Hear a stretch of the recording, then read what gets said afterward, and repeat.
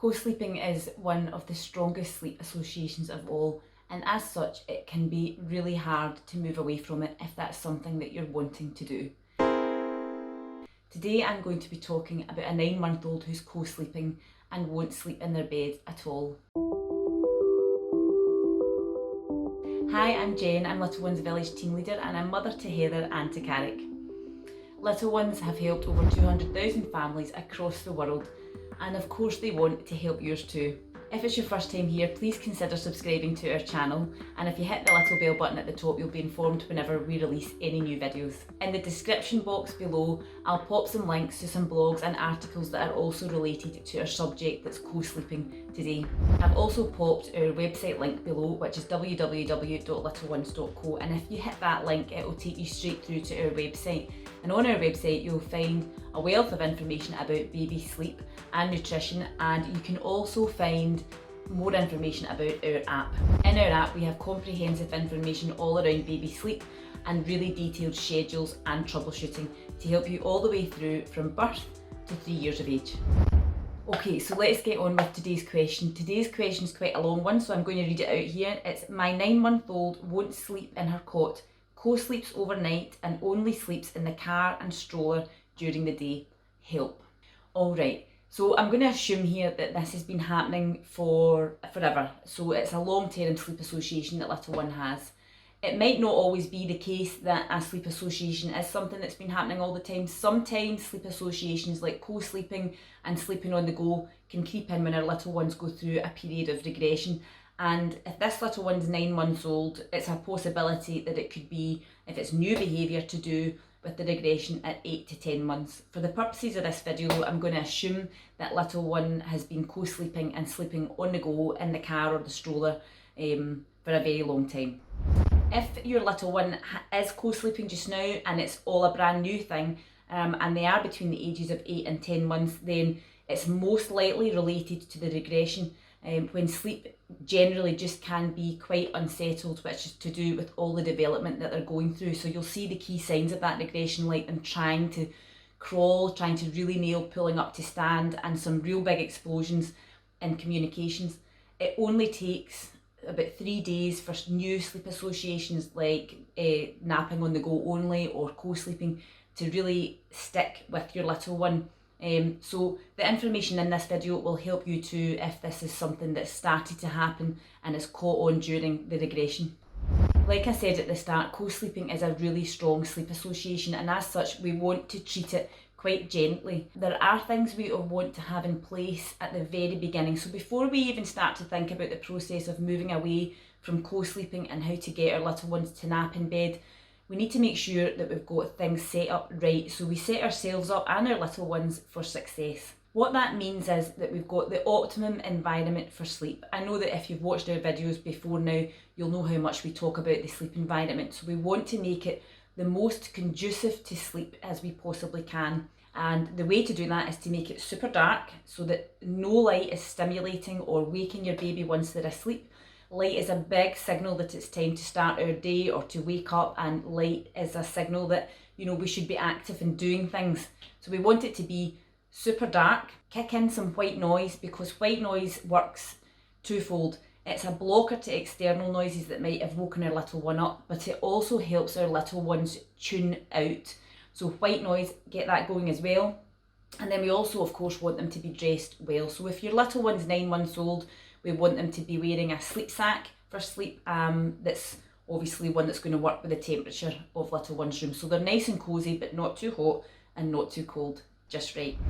Another thing we want to think about here when we want to have everything set up for success is that your little one is eating and feeding and sleeping at the right times across their day. Because if we start to settle them when they're hungry, or if we start to settle them when they're not ready for sleep, or if we try to settle them when they're beyond that and they're really overtired, it's going to be super hard.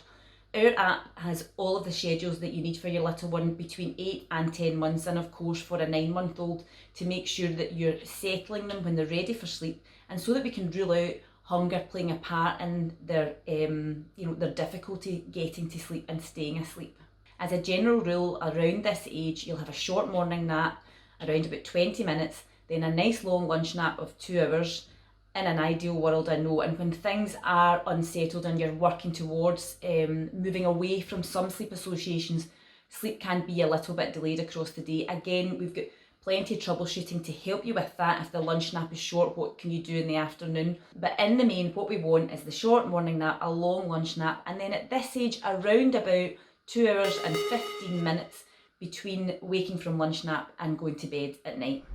So if we can check off the boxes for the sleep environment that we want our little one sleeping in, when we can check off the boxes for them working towards a good schedule that's conducive to sleep, then we can start working on the settling. When we focus on settling here, because our little one is napping on the go all the time and co-sleeping overnight, what we want to do is the initial step, just working on having them sleep in a different sleep space from your bed or from the pram or stroller. So initially, settling your little one all the way to sleep at sleep time is still absolutely fine. But what we're going to do is, rather than have them in bed or in the car or in the stroller, we're going to have them in their cot in your room, so where they normally would be sleeping, but just in their own cot rather than in your bed or in the car or in the stroller. So rocking or feeding to sleep, if that's what you've been doing, keep on doing it. It might take a couple of goes to get them into bed to stay asleep. Usually, once your little one's been asleep for about 20 minutes, they're in a good deep sleep, and at that point, lower them into the cot, feet first, so that they don't feel like they're falling down, and then if they rouse slightly, you can rock their tummy a little bit or stroke their head, and hopefully that's them to stay asleep. They might wake up, of course, after a sleep cycle. That's to be expected because they need your help to get asleep, so they'll need your help to stay asleep. So same thing again, just help them all the way to sleep. Don't worry about leaving them to give them a chance. Really, at this point, just get them back to sleep, whatever way that works. And your main goal here is just to have them waking up in their own bed, so that they realise, this is where I sleep now because this is where I'm waking up. And once you've done that, you're on the right road. That's a huge win. The next step you want to do is just to gradually pull back your input here. So rather than settling them all the way to sleep and putting them in bed, settle them to drowsy, then place them in bed, and you can even help them off to sleep with touch and soothing, or just give them a chance to settle. So you're reducing your input here. Again, for a more detailed information on that, we have a lot of different settling methods in the app. So depending on whether you are rocking or feeding to sleep, you can reduce that gradually and give them a chance to settle off themselves. So hopefully over the course of 3 or 4, 5 days here, we want to be reducing our input and giving them the chance to fall asleep in their bed. So rather than you helping them all the way to sleep. And once you've done that, again, this is a really big win. After this, what we want to do is move them out of your room. Unless, of course, you want them to stay in your room. If you want them to stay in your room, then that's absolutely fine. If your main goal here is to have them going off to sleep in their own room now at 9 months, you can move them out of your room into their own room and have that environment set up exactly the same as you did in yours. So the dark room, the white noise, so all of these things are really consistent, and approach settling exactly the same way you did there in your room. So they're into bed after a nice wind down. I should have said that before sleeps and settling, we want a nice wind down, 10 minutes before sleep, to get them in the zone for sleep. And then we start the settling again. So into bed, nice and drowsy, not totally asleep, and giving them the chance to go off to sleep themselves. Once your little one is doing this in their bed, off to sleep themselves, from drowsy state, try to get them into bed from a little bit more awake. Just very slow and steady. And once your little one's going into bed, ready for sleep and off to sleep, you are winning. That is them self-settling. Now, you might find that overnight sleep is not clicking into place just as quickly. That's because them linking sleep cycles during the day and overnight is a learned behaviour. So this is what comes next. And if you find that your little one is still waking frequently overnight and isn't doing as well as they are at the start of their sleeps, this is where you move on to tackling the overnight wakes. So in the same way that you would have done at the start of sleeps, it's about, rather than settling them all the way to sleep, just settle them to drowsy and less so. If your wee one's waking and they're not necessarily upset, if they're just having a bit of a grizzle or a moan, now's the chance really and the time to give them the opportunity to resettle themselves. Obviously, if they're crying up and very upset, go and soothe them. But if they're not doing that, if they're just awake and making some noise, or they're just having a bit of a grizzle, give them the opportunity to settle themselves, because they might surprise you. Now that they can nail the skill of falling asleep at the start of sleep, they can more than likely do that themselves overnight. So the main points here that you want to be working on are having everything set up for success. So the best optimum room conditions, you want them on the best schedule that's conducive to sleep. And then you want to approach co-sleeping and sleeping in their bed slow and steady. Don't rush the process here, because as I said, co-sleeping is a super strong sleep association and it can feel quite hard at times. So see the first couple of days, if things are really tough, try not to give up, because the act of falling asleep is very much a learned behaviour. So there's a lot going on behind the scenes in your baby's brain here. They have only ever known how to fall asleep with help, and now they're learning to fall asleep themselves.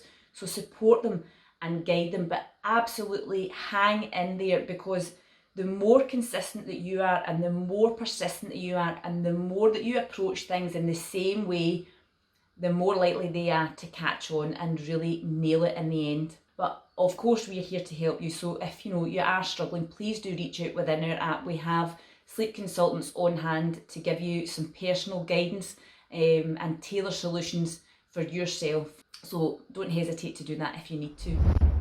So in a nutshell, that's us. Co-sleeping can seem, quite a difficult thing to overcome, but if it's something that you want to, you definitely can do it. Be positive, be consistent, and you and your little one will definitely get there. Thank you so much for tuning in and listening to me today. As I said at the start, I've popped some links to some blogs and another video in the description below, which will give you a bit more information on co-sleeping and how to move away from it, and the other things that are happening around the 8 to 10 month marker that can really impact sleep. Thank you very much, and I will see you all again soon.